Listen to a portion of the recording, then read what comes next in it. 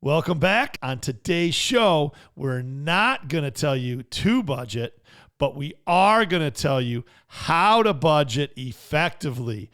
It's going to be a great show, so let's go. Welcome to What Do We Do? A podcast discussing wealth management and financial planning featuring key leaders in our communities. Hosted by founder and CEO of Great Lakes Wealth, Dewey Stephan. Tune in to hear how you can plan for and live your best life. Welcome back to another episode of the What Do We Do podcast. And today's episode is all about budgeting. The word budget isn't a bad word, it's a blessing. But you're never going to get rich or stay rich unless you become financially disciplined, and having a budget is always the first step. But before we get into it, I'd like to thank you all out there in YouTube land and podcast nation and ask you to give us a like, give us a subscribe, share the podcast with your friends and family. As we always say, together, everyone achieves more. Okay, and as it comes to budgeting, there are actually many different ways that you can build your budget and maintain your budget. And for today's show, I'm going to go over 5 different distinct ways that you can build your budget and then maintain your budget so you can get on your way to financial freedom and invest for success. Okay, and so as we always say, if you fail to plan, you plan to fail. And it actually comes from the National Foundation for Credit Counseling that only 47% of Americans use budgeting in their daily lives.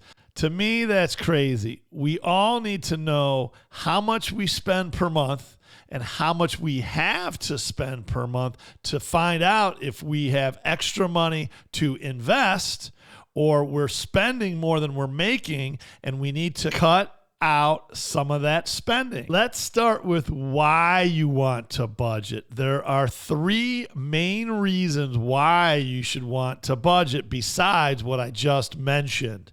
1, it aligns your spending with your goals. By creating and following a budget, you can decide where you're going to spend your money and what's most important to you. Number 2, it will help you to align your debt and understand which debt you need to pay off first, which would be bad debt, and which debt you can keep and pay off later or more slowly. That might be considered good debt. And it can also help you to achieve your goals. With a budget, if your goal is to pay off debt, great. There you go. If your goal is to save for retirement or go on a vacation or anything else that is a financial goal of yours, I think having a budget would make sense as the very first place to start after you actually define your goal. The first type of budgeting is called the zero-based budget. This is a very simple way of budgeting where your income minus expenses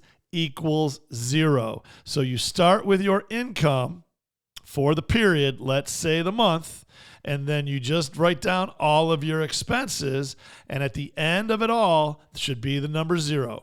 You're living paycheck to paycheck, but you are on budget. Number 2 would be the pay yourself budget.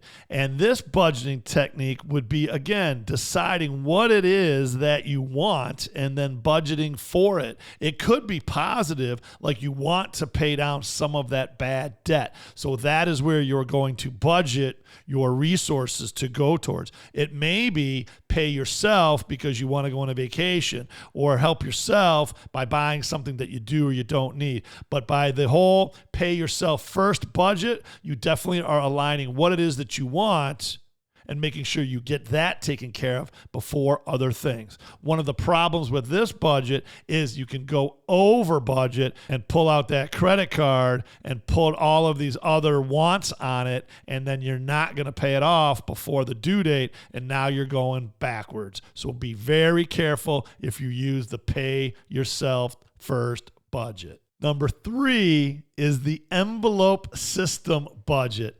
This is almost my favorite because it's so simple and so old school that I don't think anybody wants to do it, but I think it really makes a lot of sense. The envelope system budget is very simply that.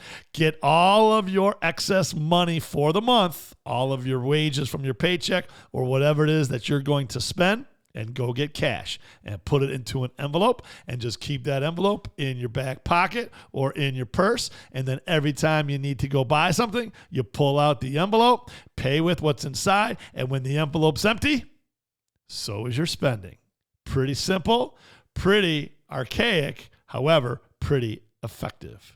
And the 4th type of budget would be the 50-30-20 budget. We call it needs, wants, and wishes, to where 50% of your income should be budgeted toward those needs. 30% could be budgeted towards those wants, and 20% could be budgeted towards those wishes. Now, the main problem with this type of budgeting is, what if all of your wages go towards your needs and there are no wants and there are no wishes that you can get to? Or the other side, you decide to skip some of your needs and put money right aside for your wants and your wishes. So some of these things can become confusing or also distract you from the goal at hand of paying down your debt or making sure you get what you need taken care of with the budgeting process. All right, the 5th and final budgeting technique for this show is called the no budget.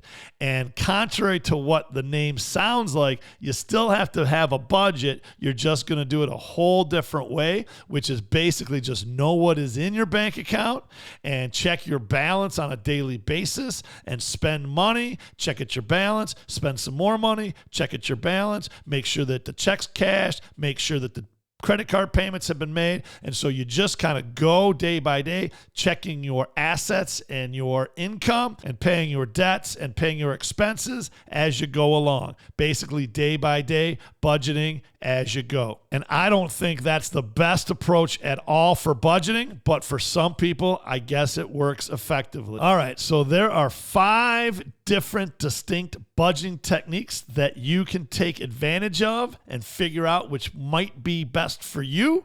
1 would be the zero-based budget. 2 would be the pay yourself budget. 3 would be the envelope system budget. 4 would be the 50-30-20 or needs, wants, wishes budget. And 5 would be the no budget. Okay, well, I hope that one of those 5 budgeting techniques will help you stay on track with your budget so that you can start to have a financial plan to invest for success and live your best life. With that, I'd like to thank you again for tuning in to another episode of the What Do We Do podcast. And as I always say, live your best life, be radically generous, a great big booyah to ya. And today we were talking budgeting, but we're just getting started.